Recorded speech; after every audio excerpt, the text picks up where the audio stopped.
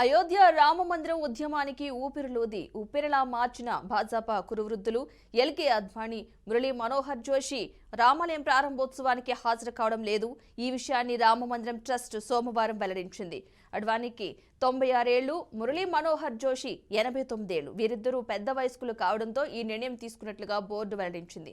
వారి ఆరోగ్యాన్ని దృష్టిలో ఉంచుకుని వారిద్దరిని రామాలయ ప్రారంభ కార్యక్రమానికి హాజరు కావద్దని విజ్ఞప్తి చేసింది ఆలయ ట్రస్ట్ బోర్డు. మా వినతిని వారిద్దరూ అంగీకరించారని తెలిపింది. ఈ విషయాన్ని ట్రస్ట్ ప్రధాన కార్యదర్శి చంపత్ రాయ్ విలేకరులకు వెల్లడించారు.